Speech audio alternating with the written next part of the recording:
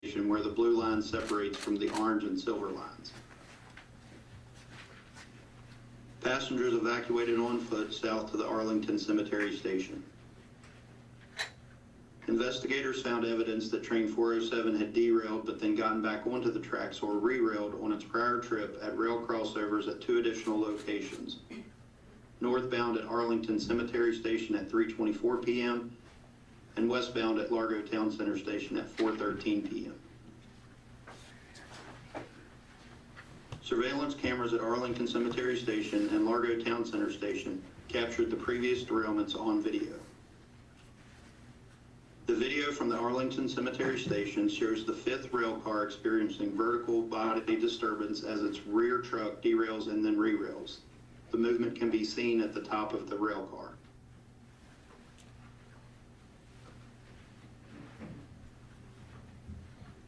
At Largo Town Center Station, the same truck on the same rail car derailed and re-railed.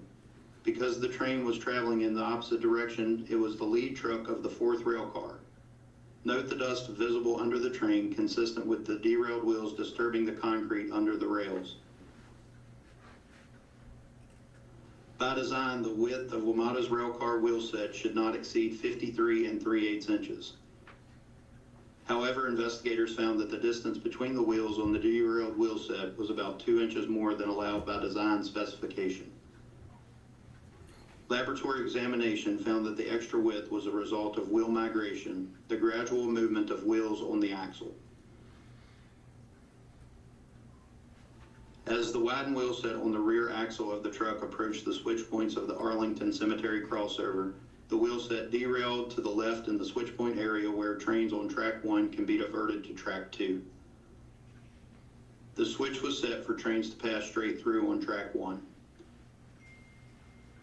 The wheel set remained derailed until it reached the frog area of the next switch where trains from track 2 can pass on to track 1. The rails leading from track 2 into track 1 push the wheel set back into position on the rails. The derailment and re-railment at Largo Town Center happened the same way. In the Roslyn Station derailment, the train was still traveling in the opposite direction from the derailment at Arlington Cemetery, and the front axle of the lead truck on the 4th rail car derailed. The widened wheel set derailed at the switch where the blue line separates from the orange and silver line, which is not a part of a crossover. Because there was no crossover leading back to the blue line to guide the derailed wheel set back onto the track, the train remained derailed. The derailments occurred in the switch areas because fastening and bracing makes the track structure stiffer in these locations. The increased stiffness of the track structure forced the widened wheel set upward and off the rails. In response to the derailment and subsequent NTSB investigation, WMATA removed all 7,000 series rail cars from service and inspected all 2,992 of their wheel sets. During these inspections, WMATA identified about 50 wheel sets that exceeded the maximum allowable width. In the 4 years prior to the derailment, WMATA had identified about 30 other wheel sets for a total of 80 wheel sets that exceeded the maximum allowable width. None of the other wide wheel sets showed wheel migration as severe as the roughly 2 inches observed on the accident wheel set. Wheel sets are assembled by press fitting wheels onto axles. In press fitting, the axle diameter is greater than the wheel bore. The difference is called interference. The resulting joint or interference fit is held together by friction. Analysis of the widened wheel set found that the wheel sets assembled with the greater interference were more resistant to wheel migration. WMATA increased the specified interference for 7,000 series wheel sets and began replacing wheel sets in July of 2023, with the replacement of wheel sets for the entire fleet scheduled to take 3 years. WMATA has gradually been returning 7,000 series rail cars to service. They physically inspect wheel set widths every 30 days on rail cars using the original wheel sets and every 60 days for rail cars with the new wheel sets.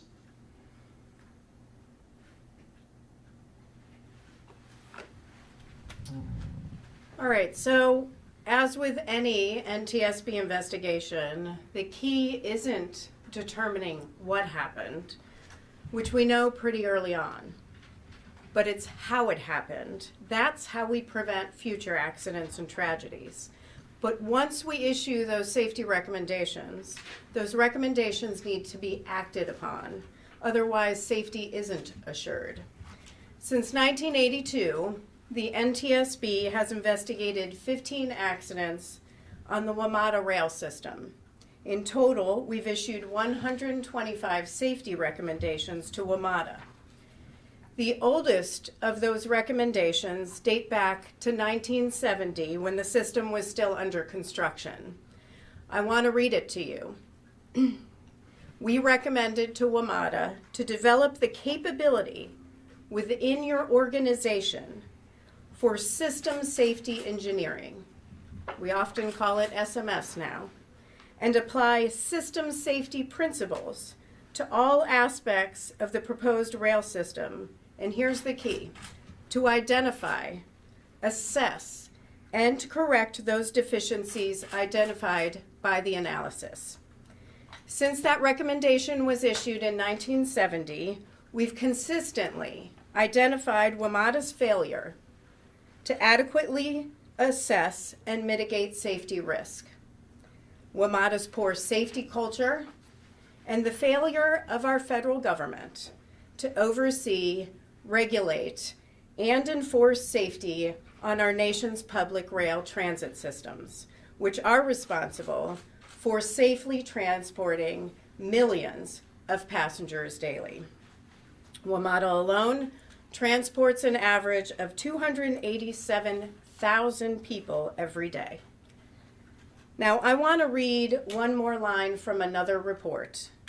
This investigation was from our 2009 Fort Totten investigation, and that tragedy resulted in the death of 9 people.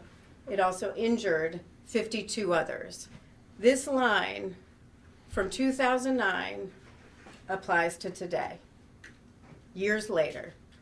Shortcomings in WMATA's internal communications, in its recognition of hazards, its assessment of risk from those hazards, and its implementation of corrective actions are all evidence of an ineffective safety culture within the organization. Again, that was from 2009. You could take that line and apply it to today. It's the same story again and again since 1970. In case after case, WMATA struggles to proactively identify safety hazards, including low probability, high consequence risk.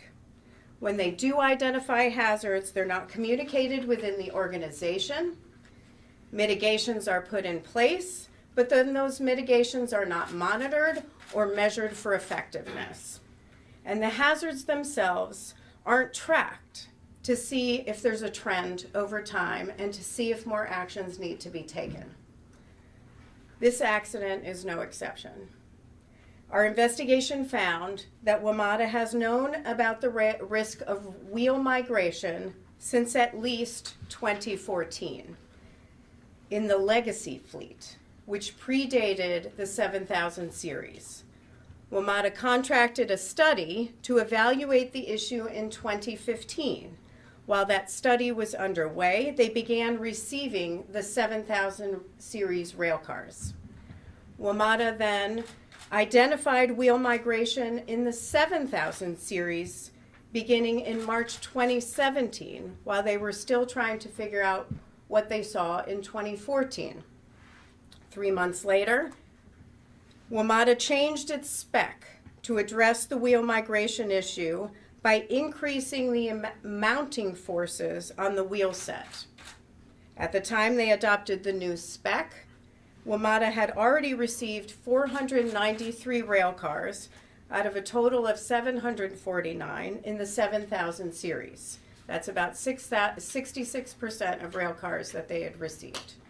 Instead of replacing the wheel sets to the new specs, as they're doing today, they chose to leave 66% of the 7000 series rail cars with the old spec in service, including this rail car, and put the rest of the 7000 series under a new spec.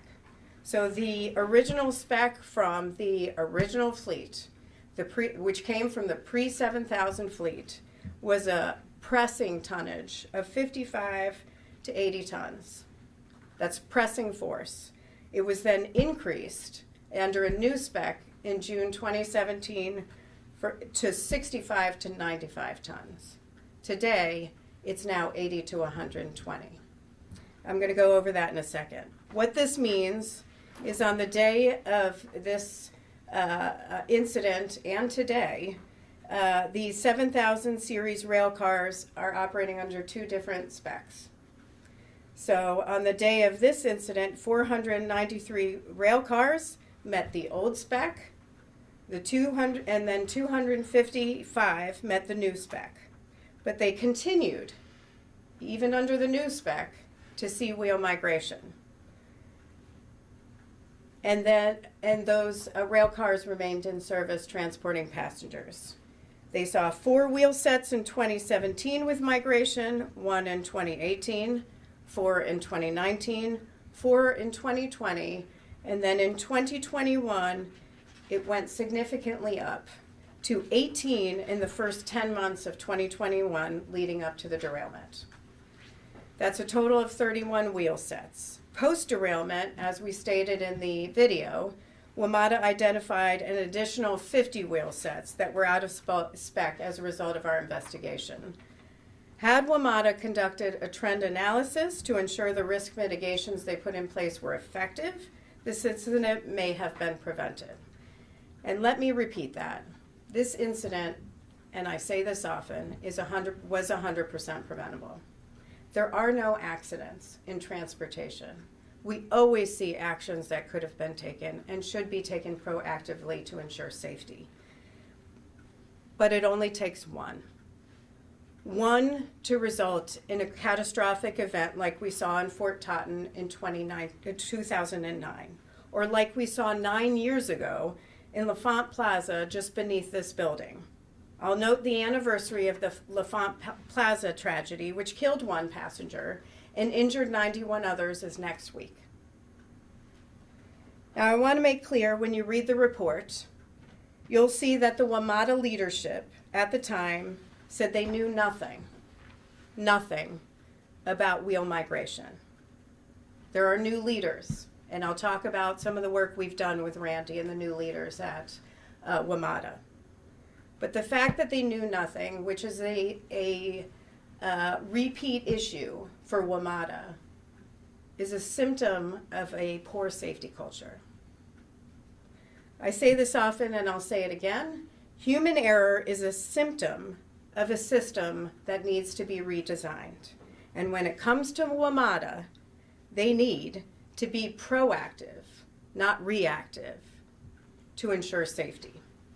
We're lucky, absolutely lucky, that this didn't end up in a tragedy, in a derailment where there were potentially deaths or serious injuries, especially when you consider it took 3 rail transit controllers at WMATA and over 3 hours to realize that the train was in a tunnel and that the exhaust fan at Roslyn Station needed to be activated due to smoke to protect passengers. As a reminder, the person who died in the L'Enfant Plaza accident died as a result of smoke inhalation. WMATA has addressed this particular issue, and I do want to commend Randy Clark. The president of WMATA was not there at the time of this incident. He has taken a lot of action, and I'll talk about that in just a second. But once again, failing to proactively identify risk and ensure mitigations are actually improving safety is something that is repetitive throughout WMATA's history.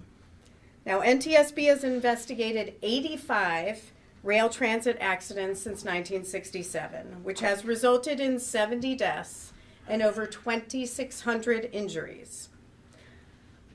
I want to be clear that operators like WMATA are absolutely responsible for ensuring the safety of their systems. But when they can't, or they won't, or when there are repeated safety issues, it's up to federal and state governments to take action to ensure safety of public citizens. The Fixing America's Surface Transportation, or FAST Act of 2015, gave DOT, in particular the FTA, the authority to regulate and enforce safety standards for public transit systems. To date, they have not exercised this authority. I will note that the FAST Act also stated that in exercising that authority, U.S. DOT should consider relevant NTSB recommendations, recommendations asking DOT to act and to implement minimum safety standards and to enforce those safety standards. Those recommendations for the NTSB go back to 1978. That is the first time we called on DOT and FTA to regulate safety and to enforce safety. And yet here we are today with unenforceable voluntary safety standards in what we call a National Public Transportation Safety Plan. As a result, there are no enforceable federal standards for the Washington Metro Rail Safety Commission to hold WMATA accountable. Let me put a finer point on this. If I wanted to haul a freight train full of coal through West Virginia today, there is a large book of federal standards I'd have to abide by. But if I want to operate a transit train loaded with passengers at rush hour in the nation's capital, there are no federal minimal standards required. None. FTA's failure to take their authority seriously is evident in their party submission to the NTSB. Their party submission states, it would be our recommendation to NTSB to prevent similar events, to encourage all transit agencies operating heavy rail transit cars exceeding 20,000 pounds to increase the interference fit and press force on wheel sets to freight rail industry standards, which WMATA has done. But you don't need to recommend it if you're FTA. You don't need to encourage it. You need to mandate it. You have the authority to do so, just like we do for every other mode of transportation: aviation, marine, pipeline, highways, freight and intercity passenger rail. They're all regulated, and those regulations are enforceable. So I'm calling on FTA to take immediate action to regulate and enforce safety on our nation's public transit rail systems. That is something, again, we have recommended over and over and over again since the 1970s. Thankfully, Congress listened, gave FTA authority. Now FTA has to act. Before I take questions, I do want to acknowledge the parties to the investigation. And I want to thank them, commend them actually, for taking corrective action. This is the benefit of the party system we often talk about at NTSB, where we designate parties after investigations so we can get factual information and work through factual information surrounding that investigation with the help of the parties. They are not part of the analysis.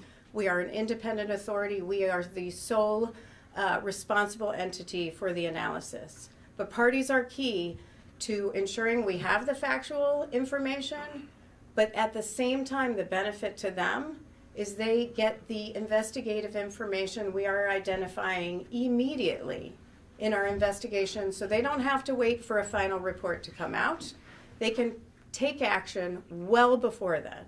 And so I do want to commend the Washington Metropolitan Area Transit Authority. I want to commend Randy Clark for taking this seriously, for putting a lot of measures in place, all of which are detailed in our report. There were a lot of post-accident actions that WMATA took, and I think that's key. I really want to commend them for that. We don't always get that during an investigation, and he really took this seriously. I also want to thank the Federal Transit Administration. I've had great discussions with Nuria Fernandez. She is an excellent safety representative at DOT. Certainly, the Deputy Secretary of Transportation and the Secretary of Transportation are all focused on safety. So we will look forward to working with them in our continued partnership and shared goal of ensuring safety. I want to thank the Washington Metro Rail Safety Commission, who has the oversight authority over Metro or WMATA. They have also worked very well with us over the years. And then I want to thank Kawasaki Railcar, ORX, the wheelset manufacturer, who literally opened up their doors for us to do testing, and the Amalgamated Transit Union, which represents WMATA's number of workers at WMATA. Finally, I do want to acknowledge the heroes of any incident or tragedy that we investigate. Without them, the NTSB's work would not be possible. In this instance, I want to thank the Arlington County Fire Department and the Metro Transit Police Department for ensuring the safety of the 187 passengers and the crew on that day. So with that, I'd be happy to take questions. I'd ask that you share your name and your affiliation. Please allow me to call on you. One question. If you have more questions, we'll come back and do more rounds. Sir. Ashraf Khalil with the Associated Press. I just wanted to nail down what you were saying about the FDA. Ooh, Okay. are you okay? Yeah, I'm fine. Oh, Right? oh. No, good. Get him a chair. There you go. Joe. No.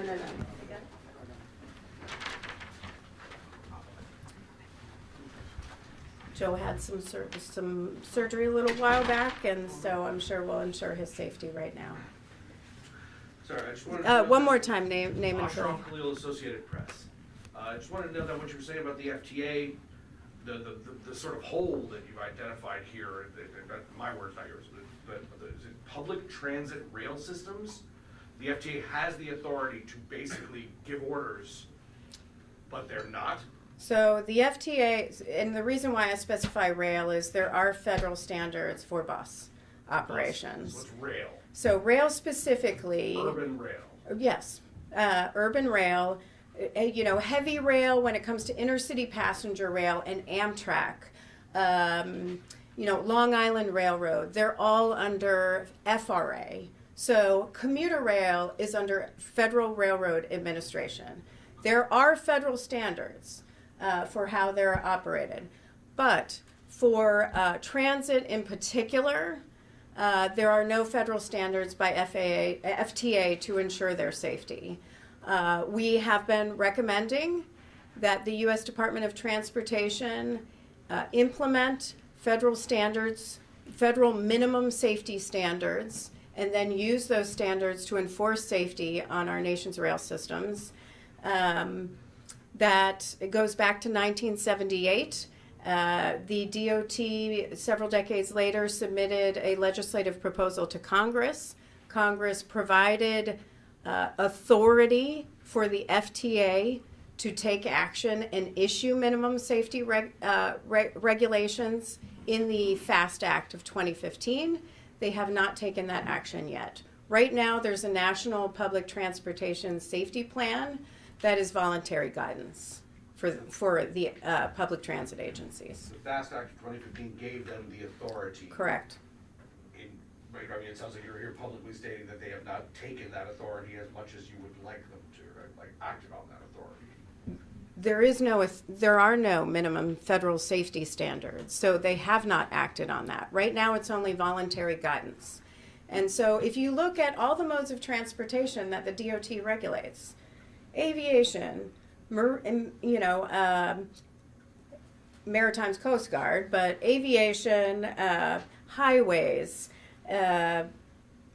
public transit with respect to buses, Federal Motor Carrier Safety Administration, you've got Pipeline and Hazardous Materials Safety Administration, Federal Railroad Administration. Imagine having a freight train that has no federal standards.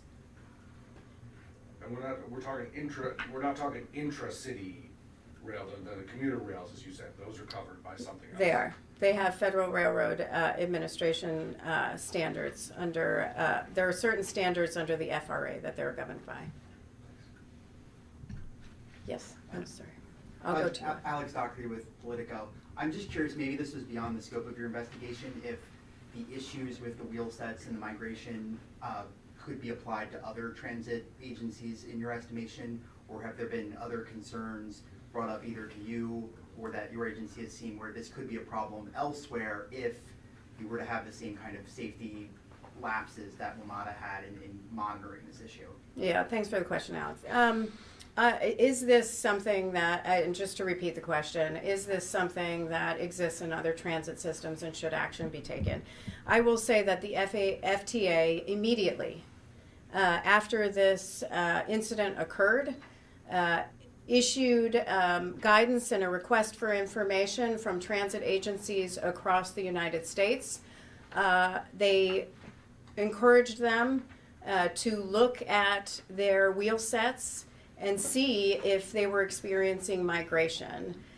Nothing was reported to FTA, that no other transit agencies reported seeing anything. That information was then brought to the attention of NTSB and is now part of our docket. But what I will say is in the party submission from FTA, they note that their recommendation is to increase the press force on wheel sets. And they state that that would really only affect WMATA and LA Transit because the heaviness of their cars, over 20,000 pounds. And so, just keep that in mind. That was in their party submission, which is also in our docket. Yes, and then to Ian. Adam Tuss, Channel 4. So there's lots of these rail cars that are still out there on the tracks right now. What do you say to riders who are on them? You're saying more or less, Metro has this safety culture issue. Can riders trust that they're doing the right thing to make sure that these trains are safe? Well, can riders be assured of safety? That's the question. Be assured of safety in our transit systems. You asked, the first part of your question, though, talks about the 749 7,000 series rail cars that are still in service. The WMATA has a plan to begin replacing those wheel sets. They have addressed 199 wheel sets out of almost 3,000 so far. That began in July. They have a lot of work. Meanwhile, these cars are still operating. They have increased their inspection. They were doing 90-day physical inspections of the cars for back-to-back measurement of the wheel sets. For the replaced wheel sets, they're doing 60 days, and for the ones that they have not replaced, they're looking at them and doing a thorough physical inspection every 30 days. Here's what I'll say about transit safety. I'm a huge proponent of transit and rail transportation. 43,000 people die on our nation's roads annually, in cars, in trucks, and millions more are injured. That's a public health crisis on our roads. But when you look at transit, the numbers are much lower. It is vastly safer to take public transit. I'd have no problem getting on the Metro today. If you want to go down, we can take a little ride on the Metro today. Rail or any other public transportation system, vastly safer. I cannot underscore that enough. It is significantly safer. But the NTSB's job is to raise awareness of incidents that could become a tragedy or that have become a tragedy, because we're not at zero in transit. When we're at zero, we can monitor the situation even more, but we're not there yet. It's our job to say, hey, something could happen here. Pay attention, take action before something worse occurs. In this situation, we've done a lot of investigations of WMATA, 15 accident investigations to be specific, and we see the same issues over and over again. what we want to do is not have to see another issue. I guess despite all that, what you're still saying that there's this safety culture issue with Metro. You're saying you would take a ride on a 7000 series rail car today. So in your estimation, are they safe? Is WMATA safe? No, are the rail cars safe? Are the rail cars safe? That's the question. Are the rail cars safe? There are rail cars under the old spec. I cannot stand here today and say nothing could ever happen. Of course there's risk, especially with the current fleet still out there. However, your risk when it comes to transportation, commuting to and from work, commuting to and from school, going to the grocery store, or anywhere else, is significantly less on transit than going in your car or being on our roads. So I don't have, I will get on a train today, a WMATA train today. But can I ensure 100% safety of those rail cars? No. Because we're telling you today, there's a problem and it needs to be fixed. Ian. Ian Duncan, Washington Post. If I've got the timeline right, they had the consultants report on the legacy cars in 2015, and then it wasn't until 2017 that they changed the specifications for the pressing, and then they didn't go back and fix the new 7000 series cars that had already been delivered. Did the investigation show anything about, one, why there was that 2-year or so gap before the decision was made, and then also why the decision was made to not deal with the old cars? Yeah, I mean, great question is why there was a delay from March 2015, well, really from 2014 when they first saw there were some migration issues of the wheel sets to their, and I just want to make sure I'm repeating the question for those so that they can hear it, to action taken for the consulting report in 2017, and then the spec wasn't changed until 2 years later. And then, even then, 66% of the fleet for the 7000 series was still under the old spec. I don't have that information. What you will read in the report, and I do want to emphasize here, WMATA will say in our investigation, according to interviews, is one individual knew this was occurred. This was the case. And that wheel migration was a potential risk, and that was not communicated. That was through the interviews. I will say that senior leadership should know what's going on in their agency, and they are the ones responsible for ensuring safety. So everybody is responsible. Why that wasn't done before, I don't have the answer to that, but happy to get back to you on the timeline there from 2014 to 2015 and then to 2017. I will say the change in the spec is a difference because this rail car was under the old spec, not the 2017 revision. The first spec, the old spec, the original one that predates the 7000 series that they maintained in the 7000 series, and that was for a lesser pressing force.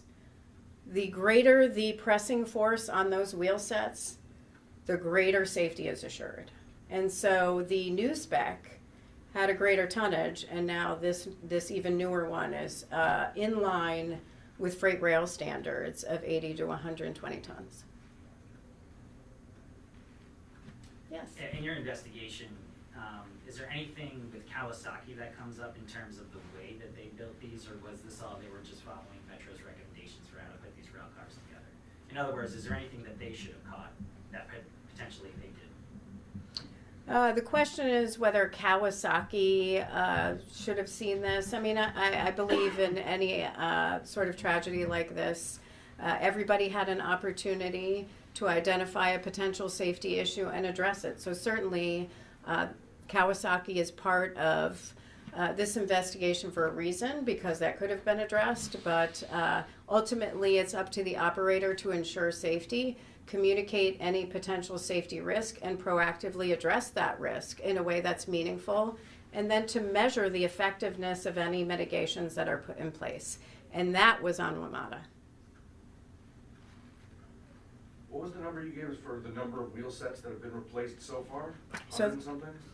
So, right now there's 748 cars, 2,992 wheel sets. Mhm. They've replaced 199, and that number comes from checking with us last night. Checking with them last night, so it's current. I'm going to add something though that no one's asking me about: the impact of a shutdown on your plans to replace wheel sets. A government shutdown would vastly reduce ridership on WMATA system. What happens when you're already struggling as a transit agency with a significant need for funding? When there's less ridership, you have less funding to go with improvements.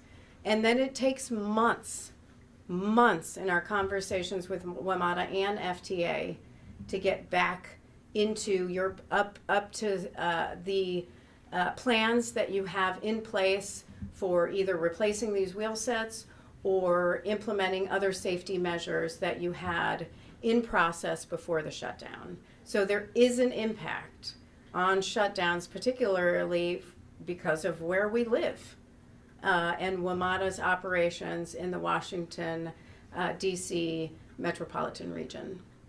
Hopefully there's not one, but I just want to make that clear. Thank you. All right, thank you. Thanks, sir.